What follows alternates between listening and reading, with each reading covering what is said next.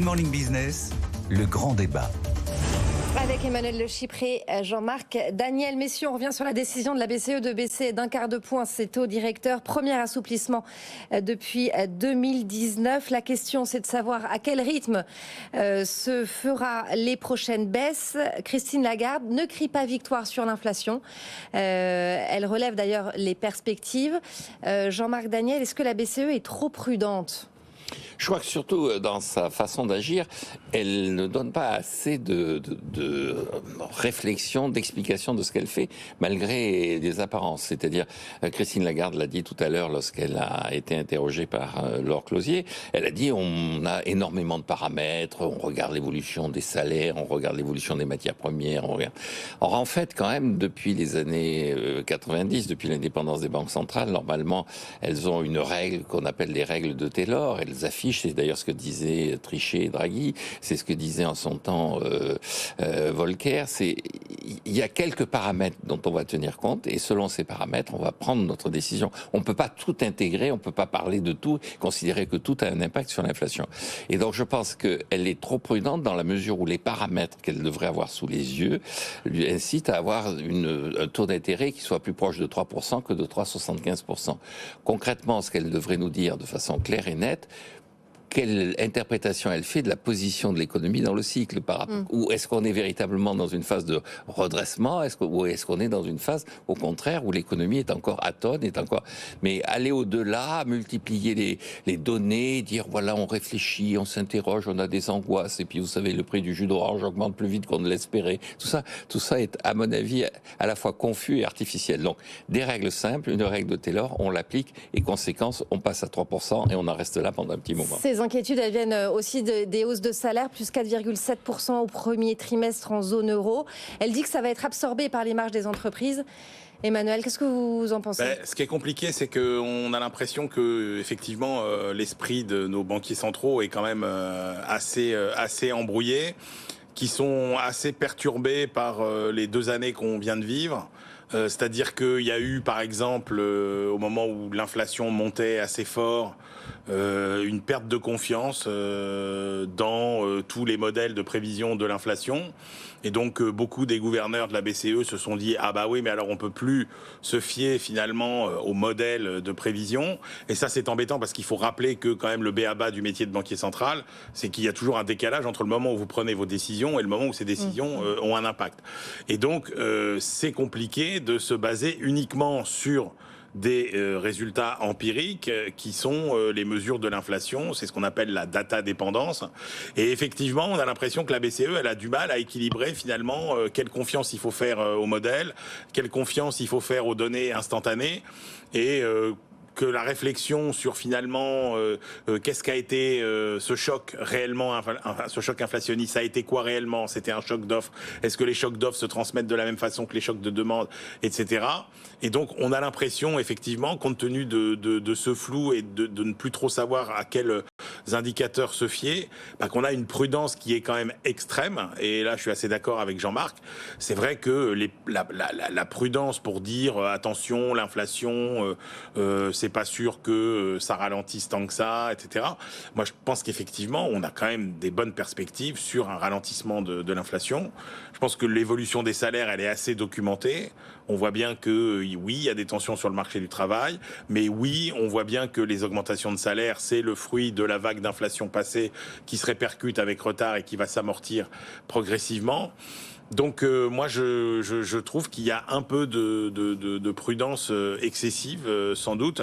Et encore une fois, l'autre chose dont il faut tenir compte, et ça renvoie à la question de l'objectif d'inflation notamment qui reste sur les 2%. Ouais. C'est parce que quand même, il faut rappeler qu'avant Covid, on était sur un rythme d'inflation de 1% et que la BCE s'acharnait à vouloir mettre une inflation à 2%, ce qui n'a jamais marché à part créer des bulles financières.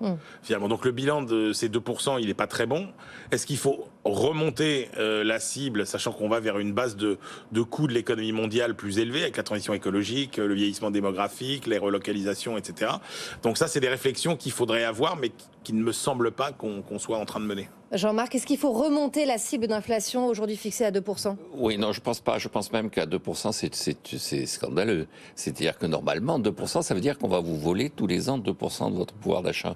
C'est absolument invraisemblable. Quelqu'un qui est là pour lutter contre l'inflation, il n'est pas là pour être complice du vol de votre pouvoir d'achat. C'est d'ailleurs un des arguments que mettent en avant un certain nombre de gens sur l'histoire des crypto-monnaies, sur argument pour une fois avec lequel je suis d'accord, bien que je condamne toutes ces opérations autour des crypto-monnaies, c'est de dire les banques centrales ne vous préservent pas. Les banques centrales, elles organisent la baisse de votre pouvoir d'achat. Alors ils viennent d'où ces 2%? Ils viennent en fait, quand vous regardez historiquement et tout ça, quand on a tous les travaux des années 70 auxquels je suis très attaché, d'après Emmanuel. Trop attaché. Mais qui ont été prolongés ensuite. L'idée, c'est quand même que l'inflation, c'est de la monnaie annexée. D'où vient la création de monnaie? Elle vient du crédit bancaire. Ce qui met de la monnaie dans le circuit économique, c'est le fait qu'une banque va prêter à quelqu'un pour réaliser un projet.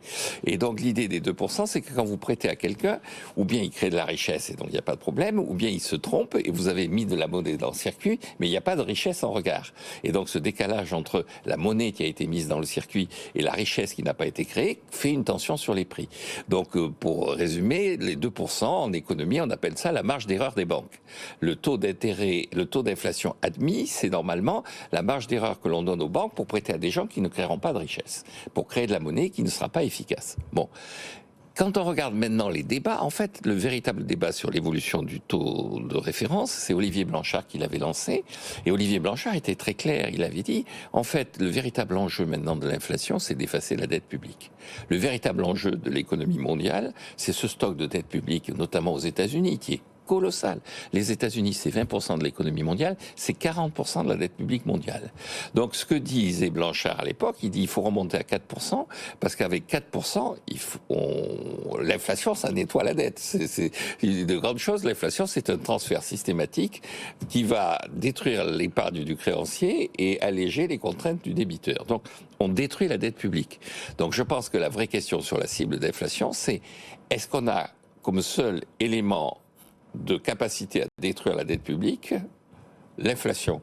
Est-ce que comme seul élément qu'on a de capacité à retrouver une certaine forme de gestion publique, de gestion des finances publiques saine et équilibrée, de détruire le pouvoir d'achat de la population?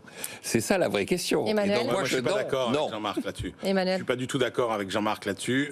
D'abord parce que, alors, c'est vrai qu'il y a une obsession chez les économistes qui est cette idée d'essayer de déterminer, mais c'est quoi le niveau d'inflation optimal? Alors, il y a eu des dizaines de travaux au cours de toutes les générations. Et c'est vrai que Jean-Marc a raison. C'est au début des années 80, en fait, il y a eu la réflexion concomitante sur, finalement, une banque centrale efficace. C'est une banque centrale indépendante qui s'appuie sur des objectifs assez simples pour ancrer des anticipations d'inflation qui vont permettre au marché de fonctionner à peu près normalement. Le consensus est tombé sur cet objectif de 2%. Je suis pas du tout d'accord. D'ailleurs, Jean-Marc le dit sur la marge d'erreur. Oui, c'est exactement ça. C'est qu'en fait, 2%, c'est en moyenne. Mais si vous aviez 0% d'inflation, si vous prenez l'ensemble de tous les secteurs de l'économie, ça veut dire qu'il y a là-dedans des secteurs qui sont en déflation, et on sait très bien que, grosso modo, ça grippe complètement le fonctionnement d'une économie. Donc, grosso modo, le niveau de 2%, c'est le niveau, finalement, qui met assez d'huile dans les rouages de l'économie pour qu'elle fonctionne, sans risquer de se gripper, parce que c'est un 2% moyen que vous ne pouvez pas avoir le même niveau d'inflation dans tous les secteurs, parce qu'il y a des chocs que subissent les uns et pas les autres, des pénuries de demandes ou des excès d'offres, etc., que subissent les uns et les autres.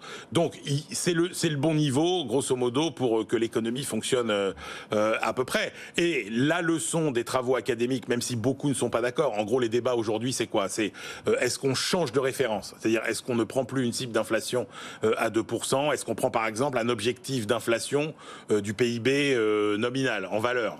Et à ce moment-là on se dit est-ce que c'est 5%, etc.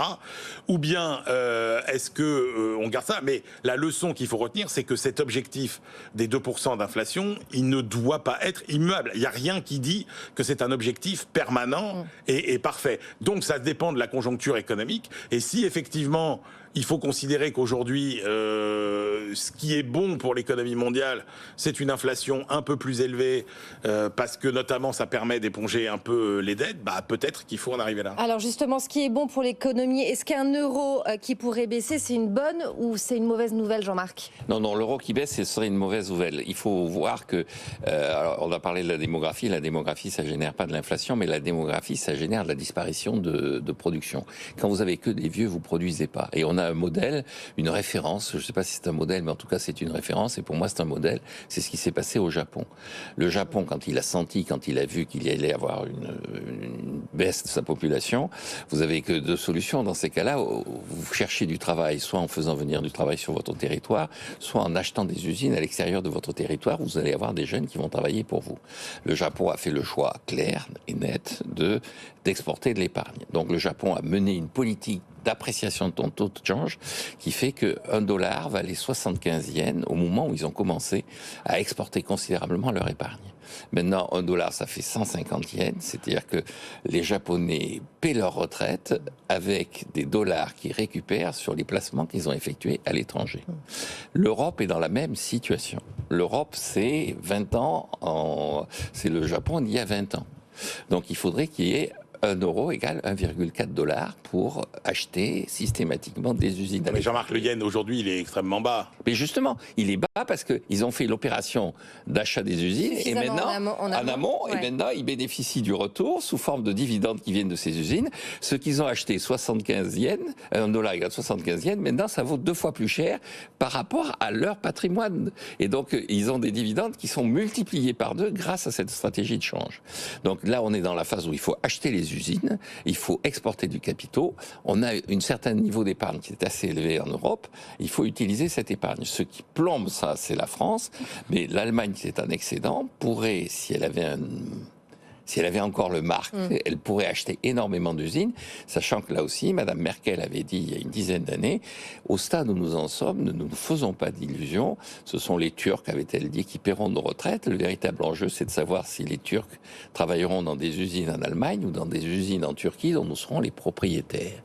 Et si nous devons être propriétaires d'usines en Turquie, il faut qu'on les achète sur la base d'un taux de change apprécié. Ouais. Donc je pense que le véritable enjeu maintenant sur le taux de change, c'est d'avoir une logique d'épargne et pas une logique d'exportation. Emmanuel, d'accord ou pas avec la théorie de Jean-Marc?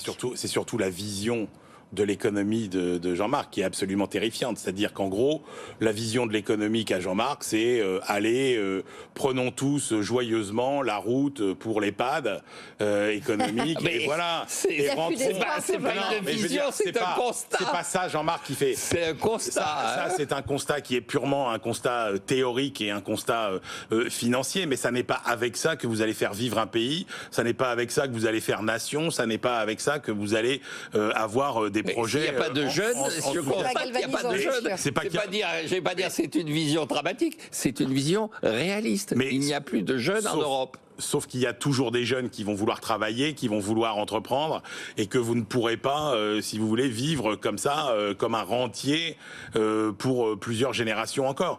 Donc non, je pense qu'il faut effectivement préserver notre capacité d'épargne, mais en même temps, il faut aussi qu'on ait une compétitivité qu'on n'a plus, qu'on a perdu, et il faut que effectivement on retrouve ce souffle.